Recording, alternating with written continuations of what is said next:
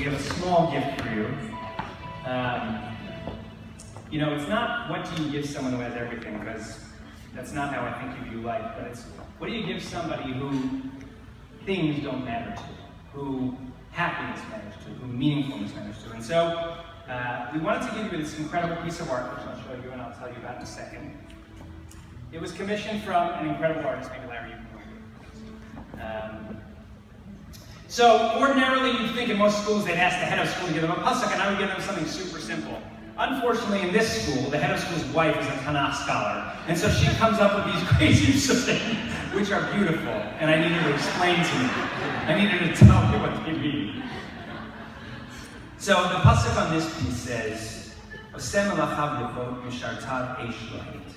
Who makes the winds? Thy messengers, thy flaming fire, thy ministers. And the pasuk is supposed to mean God takes the elements and he turns them into his messengers. Right? The wind, the elements, those are God's messengers. That's the shot. The idea, the homiletic behind it, is that God gives his messengers wings. He gives them elements. He takes incredible people who take that first step, the Larrys, the Andreas, the ones who make us feel welcome to reach out to them for support, and he gives them the talent and the strength to support us. And so, Larry and Andrea, I'm not going to look at you because I'm going to cry. You mean everything to the school. You've been everything to us over the last 5 years. When I say us, I mean the faculty, I mean the staff, I mean the people in this room. Without you, we're not here. And you do it in such an incredibly humble way, in a godly way, in a way that is so... Your goal is just to support this community, and we thank you for it. So, on behalf of the entire community, I present you this piece of beautiful art. I hope it hangs in your hallways for many, many years when you think of all of the appreciation that this room has for you.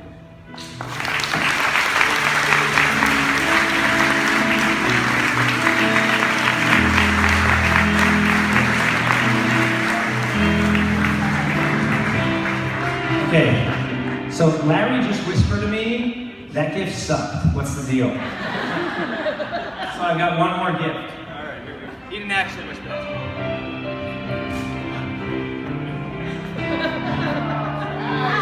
We have a reserved partner from the Larry Gill.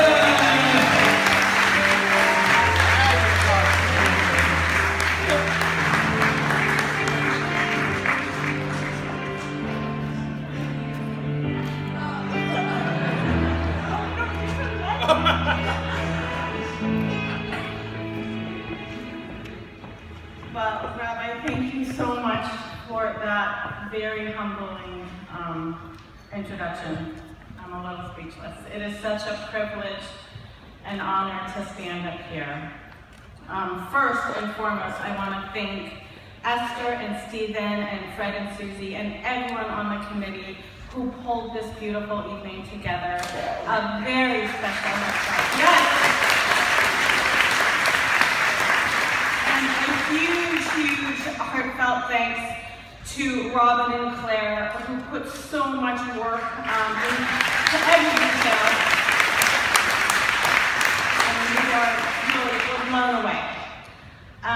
So folks often ask me, and I know many others, what makes Shalhevet different? So my automatic response has been, I don't really know, I just know it's different. And then I heard a story by novelist David Foster Wallace a couple of months ago, and something clicked.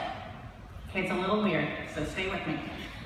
There are these two young fish swimming along, and they happen to meet an older fish swimming the other way, who nods at them and says, "Morning, boys, how's the water?"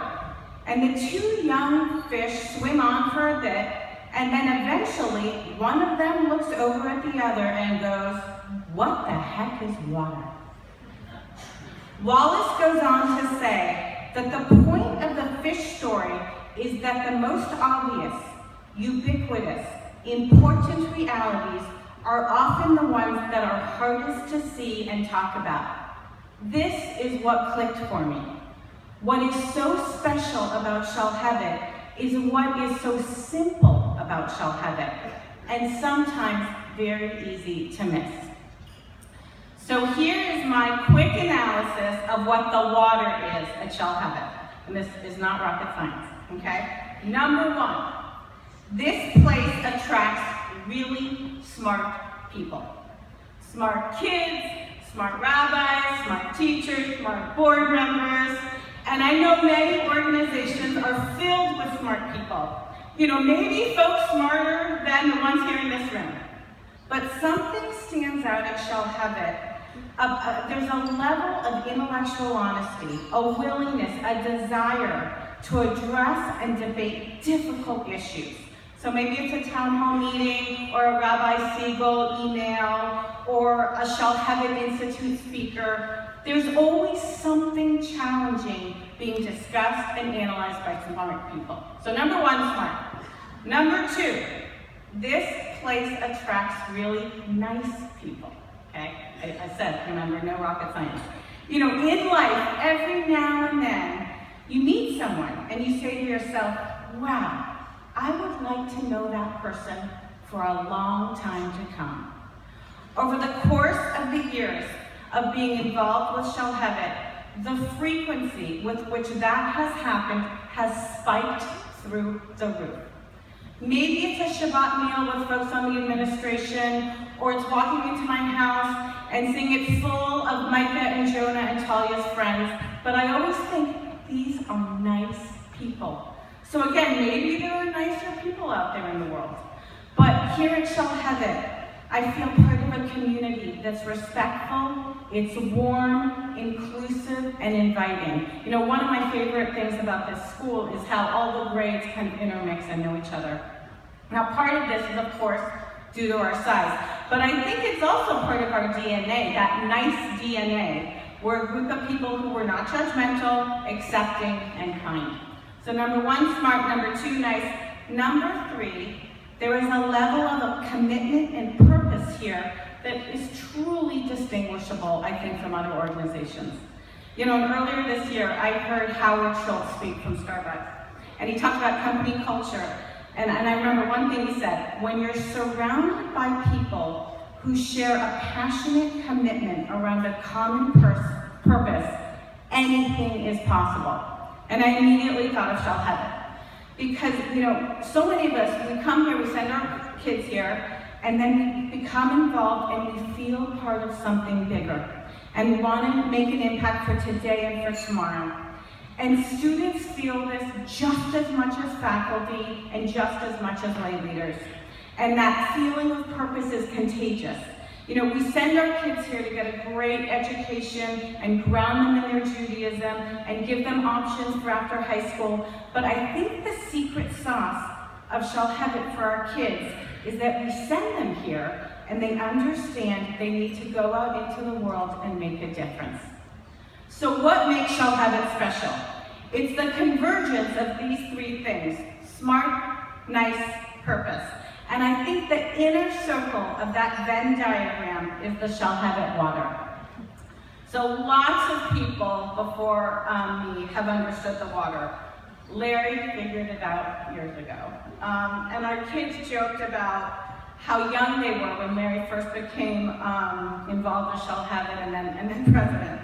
The truth is, not everyone in our house was laughing when Larry became so involved. I wish I could tell you with complete honesty that I was gung-ho from day one. That was not the case. It took me a couple of years. But you know, he and so many others have had such an impact, and I just want to read one short paragraph from a letter. I found this in a pile of mail the other day, and I thought, oh, how timely. Dear Mr. Gill, after my amazing 4 years at Shell Heaven, I feel I owe you a very big thank you. I remember in 8th grade when I didn't know what to do. Someone said to me, go talk to Mr. Gill. I didn't know who you were. I was intimidated. You listened to me, you introduced me to Rabbi Siegel, and helped me get interviews. I want you to know how thankful I am, Mr. Gill. Not many kids like where they go to school, but as I graduate, I look back on my 4 years and I can't imagine myself in any other place. Shell Heaven has given me a voice, It has given me midot, a love for my Judaism, and relationships with friends and teachers and rabbis that I would never be able to have anywhere else. Thank you for giving me the opportunity for being in the most amazing high school for these past years, and thank you for all you do for Shalhavet. You know, I'm unbelievably honored to stand up here with Larry because I see, I read, I feel the impact he and so many others have had on so many students and on this community. What I have also learned for both myself and Larry is that service is as much a gift to the person who serves as it is to those she is serving. So I also thank you for the gift of service, for the richness and beauty it has added to our lives. So back to those fish in the water, right? So maybe my analysis of the Shalhavet water resonates, maybe it doesn't, but I'm convinced of one thing. Whatever it is, we have to be aware of how special this place is. What is so real and hidden in plain sight all around us, and we have to keep reminding ourselves over and over, this is the water, this is the water. Thank you so much.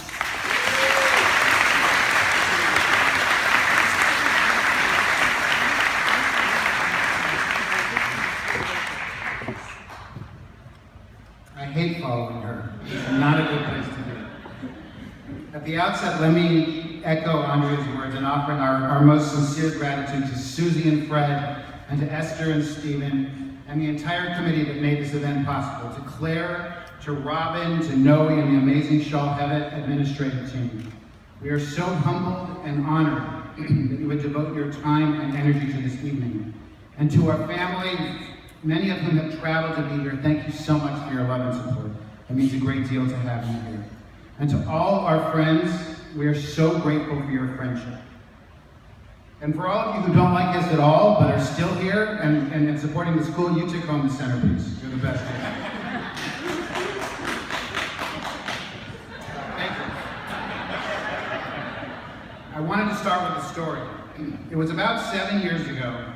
Now, these were the days when I was spending so much time with Esther Feder on Shalhavet issues that my 10-year-old son, Micah, pulled me aside, true story, and very seriously accused me of having an affair with her. It's absolutely true. He told me either I stopped and told Andrea or he would. True story. We were at the Fedders one Shabbat lunch, and we had just completed the very painful closing of the early childhood, lower, and middle schools. Of course, what was my first real Shalhavet trauma was just the latest chapter in the saga as far as Esther and Stephen were concerned, who have seen the school through virtually all of its most daunting challenges. As I was serving myself some of Esther's homemade sorbet, which if you haven't had, you should have, I looked at her and asked, who is the next president? Who can possibly step into your shoes?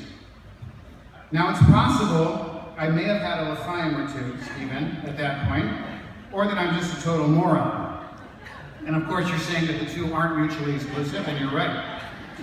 But I sat there for what seemed like an eternity trying to figure out why Esther and Steve were smiling sheepishly and not answering the question. You know the rest of the story. So let it be heard here once and for all. Esther, I can never thank you enough in your nudging me in that special Esther way into taking this responsibility. I honestly don't remember what I was like before Shalhavet, and I don't want to remember. Next to working with Andrea to raise our children, the chance to play a role in the Shalhavet story has given me as much pride as anything else I have ever done. In truth, this school really has defined me. It has not been the opposite. I simply cannot thank you enough, not only because you saved this school with your sheer force of will, but for having such a profound impact upon my own life. Thank you, Esther.